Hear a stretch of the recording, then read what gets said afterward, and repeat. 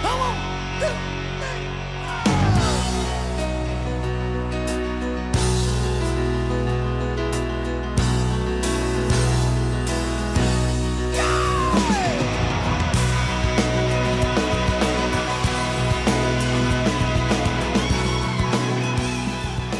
Well, good morning. Welcome back to the broadcast, Retirement Network. I'm Jeff Snyder. This is BRN AM for Monday, December 6th, 2021. And our top story today, what you need to know and review before hiring a financial advisor. Joining me now to discuss this and a lot more is Dave Banerjee. He's the Chief Executive Officer of R&D Resources, Inc. Dave, great to see you again. Thanks so much for joining us on the program this morning. Thanks for having me, Jeff.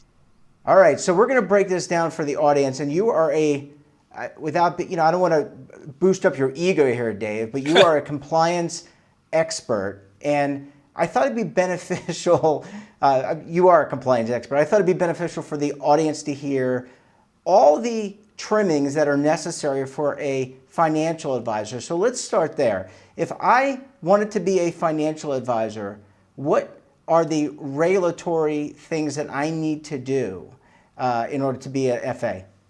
Well, you need to register first. So there are certain exemptions from registration, but the registration falls into two categories, either a state-registered advisor or a SEC-registered advisor. Between 110 million to 150 million, you are within the gray zone in terms of whether or not you need to be one. But in any event, you need to start off with a state registration first and then apply for a SEC registration, which is mandatory once you cross the 150 million AUM mark.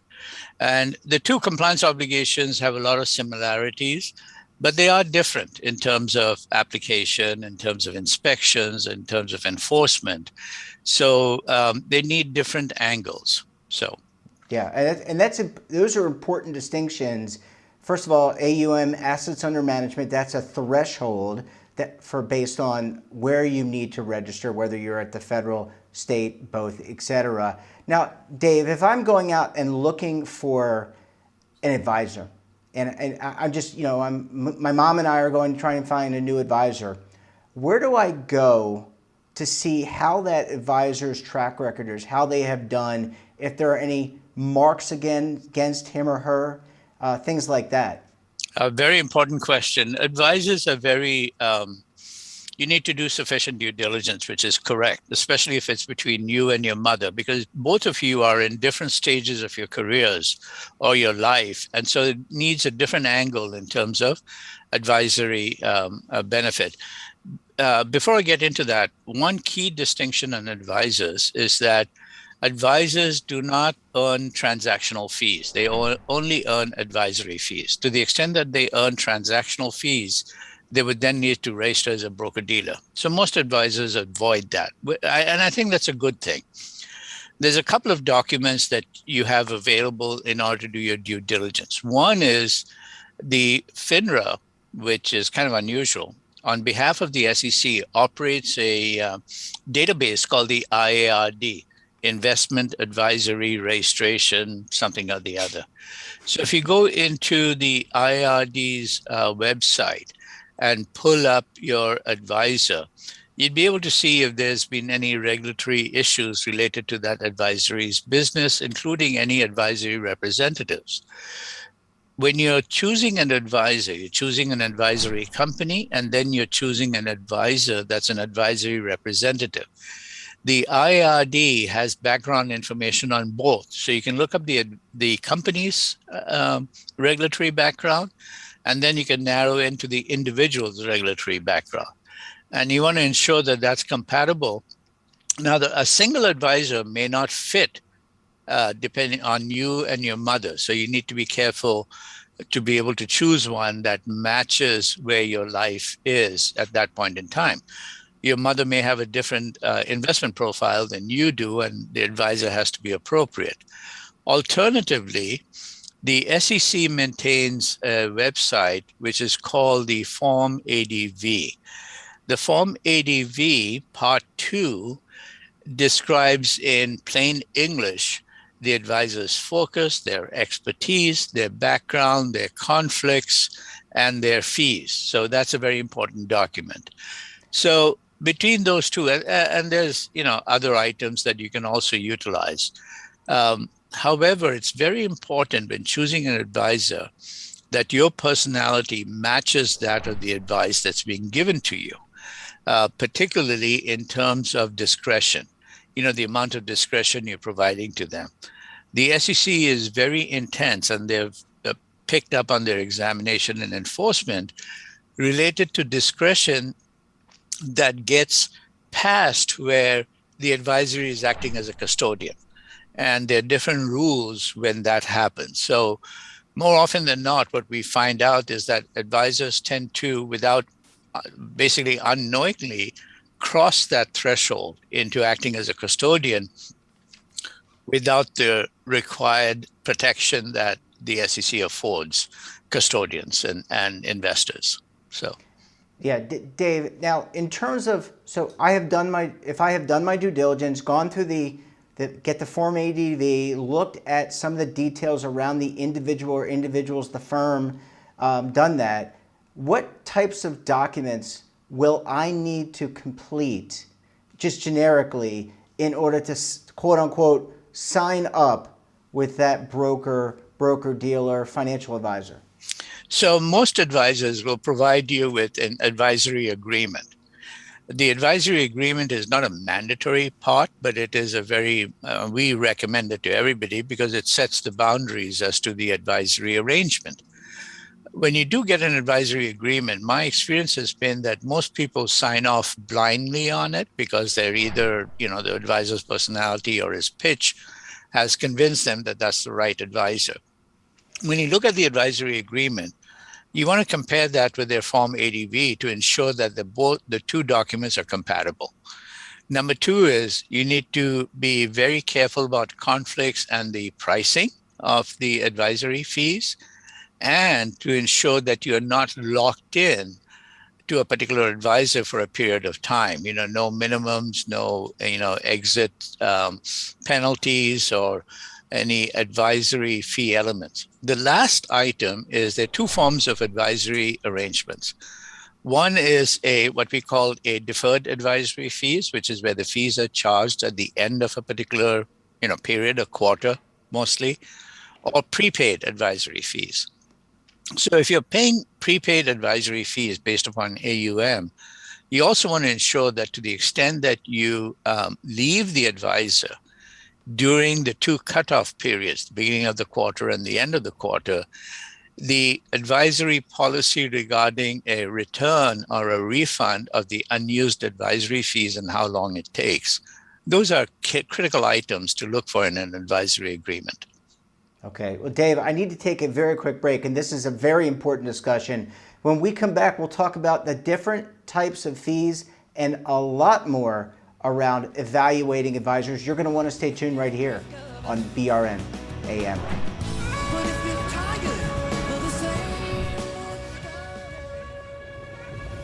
Imagine a new television network that will make you richer, healthier, and in control of your financial future.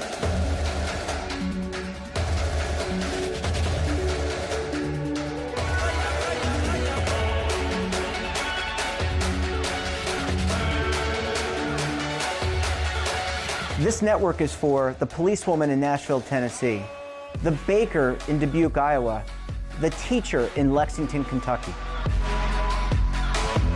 We want to make the idea of savings and retirement culturally relevant. But what do you see as a defining issue of the midterms, especially for the smaller businesses? I mean, they are the lifeblood of the American economy.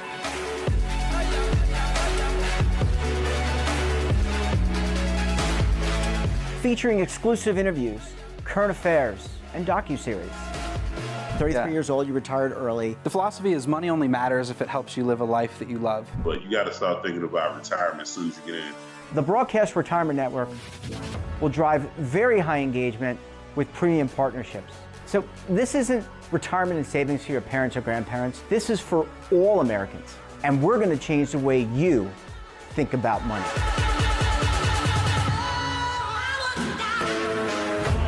Welcome to the next frontier of retirement and savings.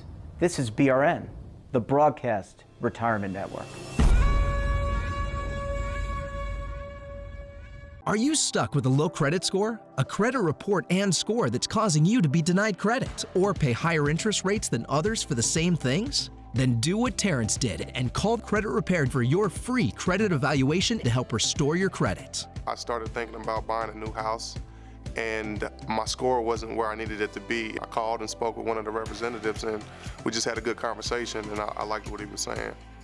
Just one call for his free credit evaluation was all it took to start back on the track to repairing his credit. I'm seeing the deletions and I'm getting the report, so I know something's being done.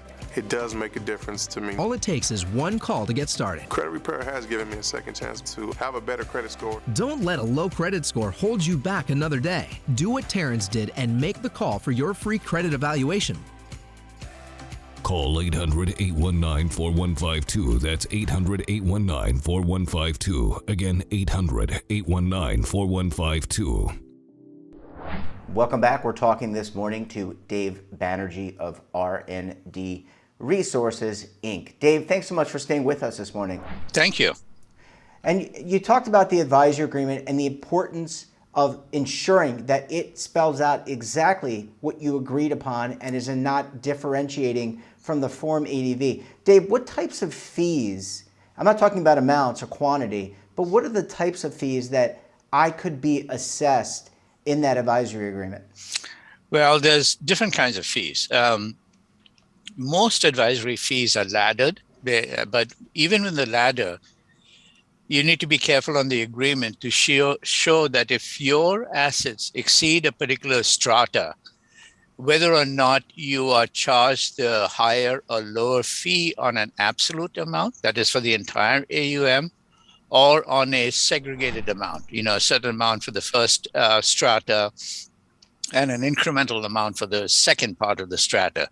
Second, the other item we see in advisory fees are called performance fees. Now, they typically end up in partnerships, hedge funds, or private, funds that are then put forward by the advisor. They could be proprietary in nature, or they could be external in nature.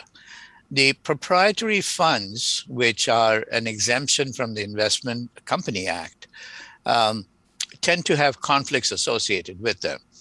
Now, those performance fees are often pitched as being very, in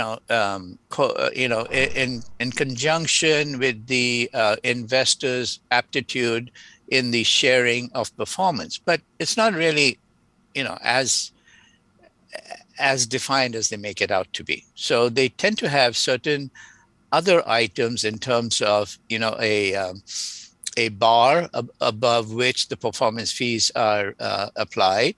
Number two is whether or not those performance fees are applied after all accrued losses have been taken into account, or are they, periodic in terms of their determination.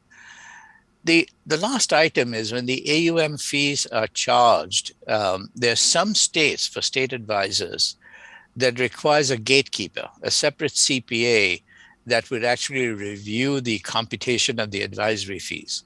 The SEC does not have that requirement.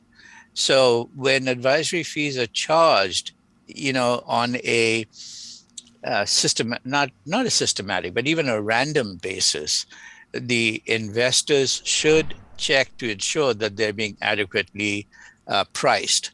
Now, because they're priced on AUM, valuation is very, very important. And we've had a number of issues, some of which that I've been involved in, especially in terms of private funds, where the advisor submits the valuation of the private funds to the custodian, and the custodian typically rubber stamps them. But the truth of the matter is that that valuation may or may not be correct, and it could vary wildly.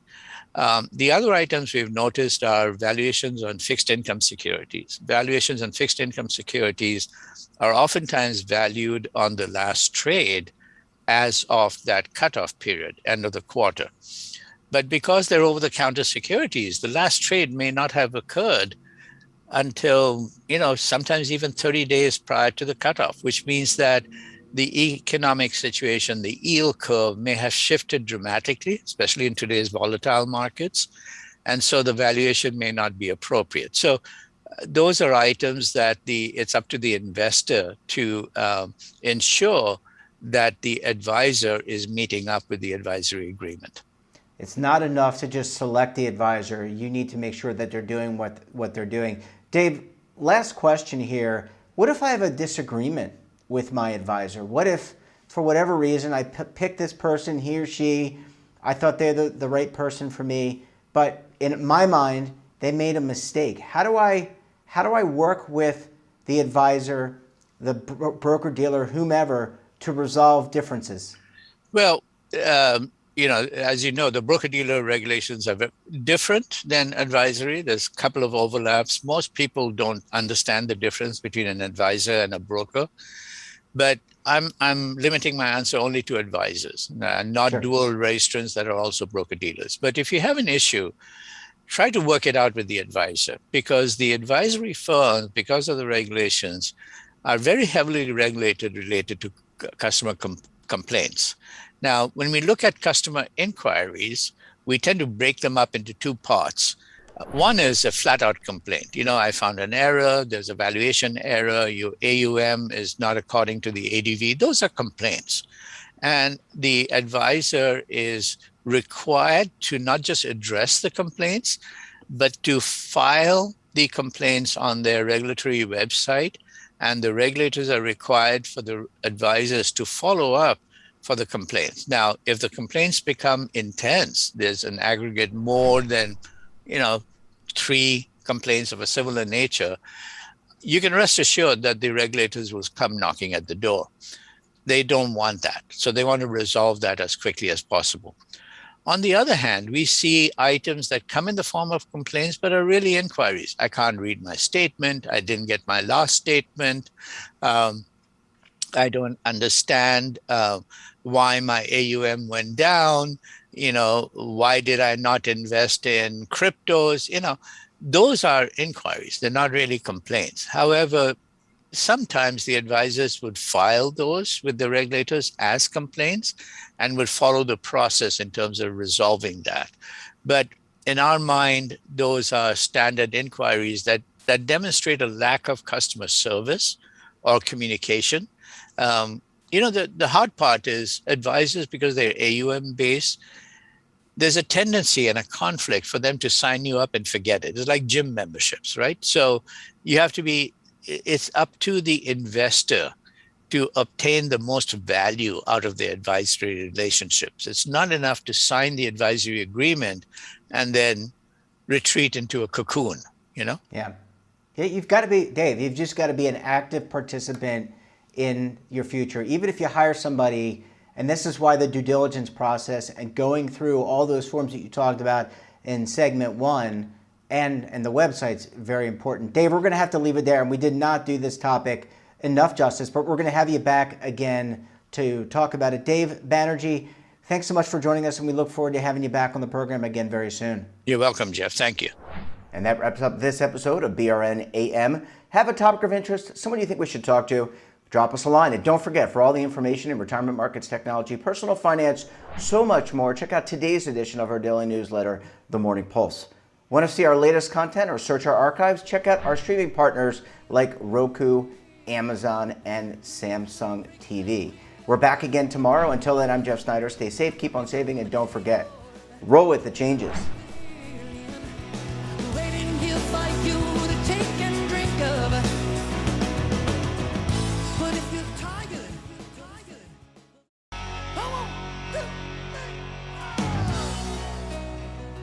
Now is your opportunity to co-create content around any topic on the First Lifestyle and Wellness Network. Reach a global audience through our platform and co-own exclusive branded content. All of our programs are available on demand and also as audio-only podcasts, so you can take us on the go. Broadcast Retirement Network, available anytime, anywhere, and on any device. Are you being audited and do you owe the IRS $10,000 or more in back taxes? Is the IRS threatening to take more of your money? Don't fight the IRS alone. The Tax Doctor is here to help you negotiate your tax bill and reduce your stress. The IRS can freeze your assets and seize your bank accounts, but you can stop these IRS actions. The Tax Doctor will work with you using our years of experience to represent your case to help you get the best resolution under the IRS guidelines. Help is here to deal with the IRS to reduce your stress. We've handled thousands of cases, so we know what we're doing. If you owe $10,000 or more in back taxes, do not call the IRS alone. Call a Tax Doctor now for a tax emergency analysis. Call 800-224-6439.